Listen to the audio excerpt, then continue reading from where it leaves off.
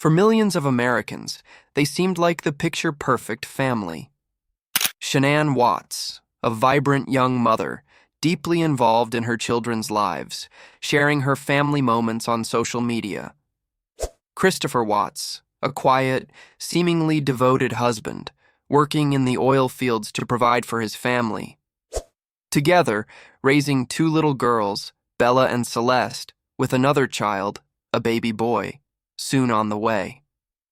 But on the morning of August 13th, 2018, that carefully curated image collapsed. Shanann and the girls disappeared without a trace. Within hours, the quiet suburban town of Frederick, Colorado, was thrown into the center of one of the most chilling family annihilation cases in American history. What unfolded next shocked the nation, not just because of the brutality of the crimes, but because of who committed them and why. This is the story of the Watts family murders. Before we dive in, don't forget to hit that subscribe button, give this video a like, and share it with friends who follow true crime and mystery stories. Your support helps us continue bringing detailed investigations like this one. Shanann Watts was born in 1984 in New Jersey and later raised in North Carolina. Friends described her as bright, ambitious, and someone who could light up any room she walked into. After facing health struggles, including lupus, she dedicated her life to her family and her work with a health and wellness company, Thrive. Her social media was filled with videos, updates, and heartfelt posts about her husband and children. Chris Watts, on the other hand, grew up in North Carolina as well. He was quiet, introverted, and described by many as the opposite of Shanann's bubbly personality. The two married in 2012 and quickly built what seemed like a dream life. They had two daughters, Bella, born in 2013, and Celeste, born in 2015. By 2018, Shanann was pregnant again, this time with a baby boy they planned to name Nico. To the outside world, their lives looked ideal. A loving couple, two adorable daughters, and a baby boy on the way. Shanann's Facebook posts told the story of a perfect family. But behind closed doors, the reality was very different. By the summer of 2018, Shanann and Chris's marriage was unraveling. Financial troubles weighed heavily on the family. They had filed for bankruptcy in 2015, and though Chris worked long hours at Anadarko Petroleum, the money was never enough. On top of that, Shanann's constant health struggles placed additional strain on the relationship. But the biggest crack was emotional distance. Shanann confided to friends through text messages that Chris had grown cold, detached, and distant. She wrote about her fears that he no longer loved her, that he wasn't excited about their unborn child, and that he seemed distracted whenever they were together. What Shanann didn't know was that Chris was living a double life. He had started an affair with a co-worker named Nichol Kessinger. While Shanann posted videos about her happy marriage, Chris was spending nights with another woman, telling her that his marriage was over and that soon they would be together. Nichol would later claim that Chris told her he was already in the process of separating from Shanann. In reality, Shanann had no idea her husband was plotting something unthinkable. On August 13th, 2018, Shanann returned home from a business trip around 2 a.m., dropped off by her friend and colleague, Nicole Atkinson. Just hours later, she and her two daughters vanished. By 8 a.m., Nicole grew concerned when Shanann missed a doctor's appointment for her pregnancy. She wasn't answering calls or texts. By noon, worry turned to panic. Nicole drove to Shanann's house, knocked on the door, and when no one answered, she called the police. Soon, officers arrived at the Watts residence. Chris joined them at the house. Body cam footage captured him walking calmly through the home, pointing out that Shanann's purse, keys, and phone were still inside. Her car, with the children's car seats, was parked in the garage. None of them had simply gone somewhere. Something was terribly wrong. That evening, Chris gave his first interview to local TV.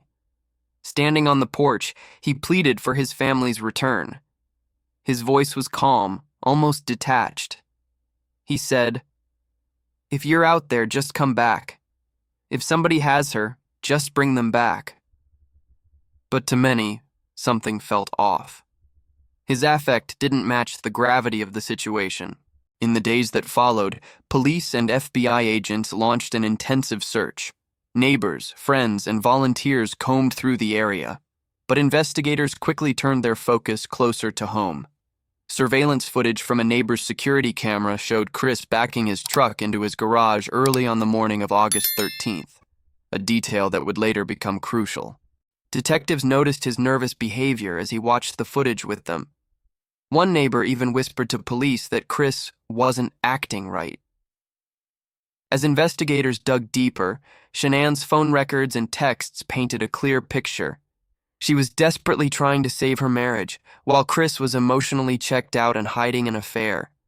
His lies began to crumble. On August 15th, just 2 days after his family vanished, Chris Watts was brought in for questioning. At first, he stuck to his story. He didn't know where Shanann and the girls were, but under mounting pressure and after failing a polygraph test, Chris admitted the truth, or at least part of it. He claimed that he had strangled Shanann only after she killed their daughters in a fit of rage. It was a desperate attempt to shift blame. But the forensic evidence would later show his story was a complete lie. That same day, Chris led investigators to the oil site where he worked. There, they made a discovery that horrified even the most seasoned detectives. Shanann's body was found buried in a shallow grave. Just a few feet away, in separate oil tanks, were the bodies of Bella and Celeste. Bella fought for her life. Evidence suggested she bit her tongue while struggling. The innocence of 2 little girls destroyed by the one person meant to protect them. Why would a father annihilate his entire family? The answer lies in a disturbing psychological profile. Chris Watts wasn't outwardly violent. He wasn't known to have a history of abuse.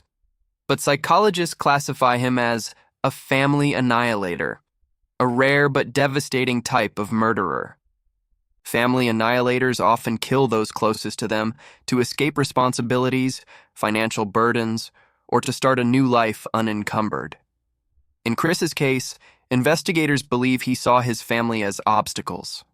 He was infatuated with Nichol Kessinger and imagined a new life with her. Rather than go through divorce, face financial ruin, or live with the image of being a failed husband and father, he chose the darkest path imaginable, erasing his family completely. During later interrogations, Chris admitted in chilling detail how he committed the murders. He smothered his daughters after killing Shanann. Even more haunting, Bella's last words were reportedly, "Daddy, no." The revelation shook the nation. The very idea that a father could silence his own children in such a brutal way made the Watts case one of the most infamous family murder cases in U.S. history. In November 2018, just months after the murders, Chris Watts pleaded guilty to multiple counts of first-degree murder. By accepting the plea deal, he avoided the death penalty, but was sentenced to 5 life sentences without the possibility of parole. The courtroom was filled with emotion. Shanann's family gave tearful victim impact statements, remembering their daughter and grandchildren. Shanann's mother, Sandra, said directly to Chris, "You heartless monster. You thought you would get away with this. May God have mercy on your soul." Chris sat silently, showing little emotion as the judge handed down the sentence. He was transferred to a Wisconsin prison, where he remains to this day, serving life without parole. In the aftermath, Shanann's family has worked tirelessly to keep her memory alive. They speak about the dangers of ignoring red flags, of recognizing controlling or deceptive behavior, and the importance of supporting victims of domestic abuse, even when it's not obvious from the outside. The Watts family case has since been dissected by criminologists, psychologists, and journalists around the world. It has become a case study in the concept of the family annihilator. Experts note that cases like this often share certain warning signs. sudden emotional withdrawal, secret double lives, financial strain, and a desire to start fresh. But rarely do they end in such catastrophic violence. The role of social media has also been a topic of debate. Shanann's constant posting painted a picture of perfection. Was Chris living under pressure to maintain that image? Did the contrast between perception and reality fuel his resentment? While no social media post can ever justify violence, it has raised questions about how curated online lives sometimes mask deep, underlying problems. Finally, the Watts case highlights the devastating ripple effects of family annihilation. Entire communities are left traumatized.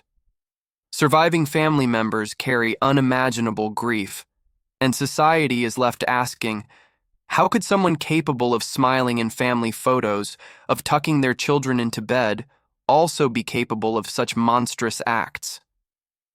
The Watts family murders will forever be remembered as one of the darkest chapters in modern American crime.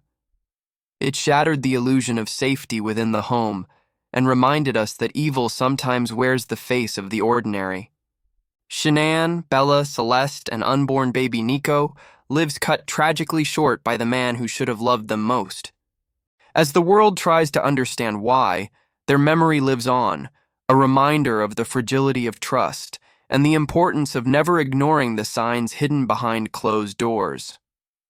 Rest in peace, Shanann, Bella, Celeste, and Nico Watts.